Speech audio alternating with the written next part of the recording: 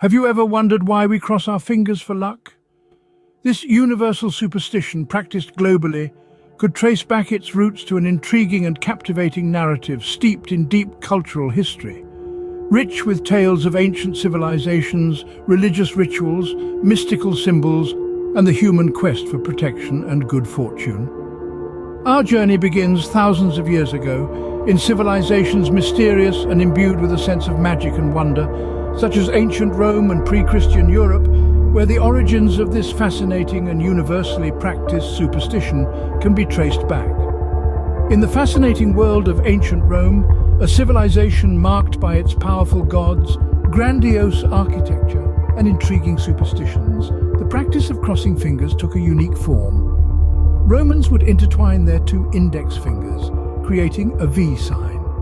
The V sign, much like the crossed fingers in today's world, was considered a powerful and protective symbol. It was seen as an emblem of good luck and protection, believed to usher in a wave of good fortune by invoking the favor of the multitude of Roman gods, who were believed to control every aspect of human life. The practice of crossing fingers didn't just exist in the Roman civilization, however. It was also widely used in the mystical lands of pre-Christian Europe. Here, the cross symbolism played a significant role. The cross, a simple yet powerful symbol, represented a union, a divine marriage of two contrasting but interconnected elements. The divine represented by the vertical axis, and the earthly represented by the horizontal one. The locals fervently believed that crossing their fingers would enable them to tap into this sacred balance, this harmonious union of the divine and the earthly. They believed it would act as a shield, warding off evil spirits, and serve as a beacon, attracting blessings and favorable energies. As the sands of time trickled down the hourglass and civilizations evolved, the centuries witnessed a significant paradigm shift. Paganism, which reigned supreme for centuries, began to fade, gradually giving way to Christianity. As the roots of Christianity spread deep and far, the crossed fingers began to take on a new, more profound meaning. They began to symbolize the Christian cross, a symbol of faith, hope, and salvation. Despite the evolution, the crossed fingers continued to carry the connotation of warding off evil and inviting good luck, much like their pagan predecessors. The practice of crossing fingers for luck transcended the boundaries of civilizations, religions, and time. It adapted and evolved. It assimilated into different cultures and transformed, eventually becoming the universally recognized superstition we see today. It morphed from intricate symbols, deeply rooted in the mystical beliefs of ancient societies, to a simple, universally understood gesture for wishing luck. What began as mystical symbols in ancient societies, symbols that were steeped in deep cultural history, has become today's simple gesture for wishing luck. But the origins of crossing fingers for luck are not limited to ancient beliefs.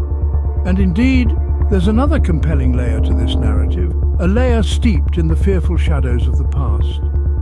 In particular, during the gloomy era known as the Middle Ages, an era whose historical narrative was painted in broad strokes of darkness, suspicion, and dread, the act of crossing fingers took on a potent new meaning that extended beyond its roots in ancient tradition.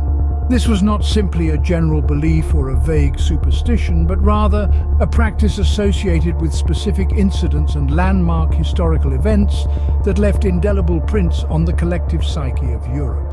A perfect illustration of this is the notorious witch hunts in the small, unassuming village of Pendle, located in the heart of England. The year was 1612. And the once quiet village had been gripped by witchcraft hysteria, with its effects rippling through every stratum of society.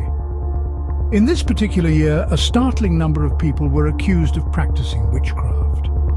12 individuals, whose lives were otherwise unremarkable, found themselves at the epicenter of a social cataclysm.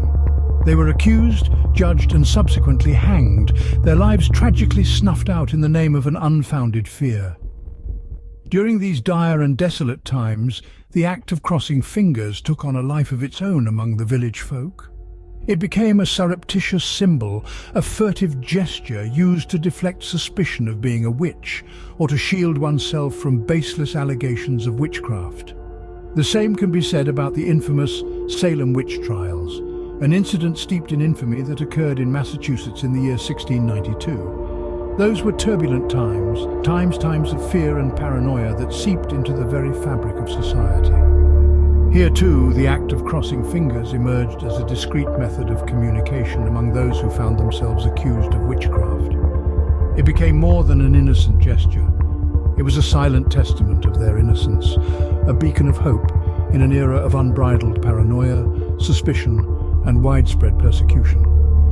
This gesture was also their way of showing solidarity and trust, a subtle nod to a pact of silence and mutual support that bound them together in their shared plight. They were individuals caught in the crosshairs of fear and misinformation, but through this simple act of crossing their fingers, they found a way to silently communicate their unity and mutual trust.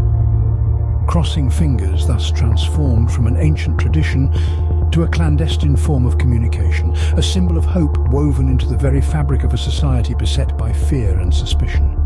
It was no longer just a symbol, but a beacon of resilience and unity in the face of fear and adversity. So, as we navigate through the annals of history and trace the evolution of this potent gesture, we realize that crossing one's fingers is much more than a simple act. As you next find yourself crossing your fingers for fortune, ponder the ancient rites and the whispers of bygone eras entwined within this seemingly innocuous gesture. And who knows? Perhaps in that moment you'll sense an enigmatic tie to the mystical powers of yore that have woven the fabric of its significance.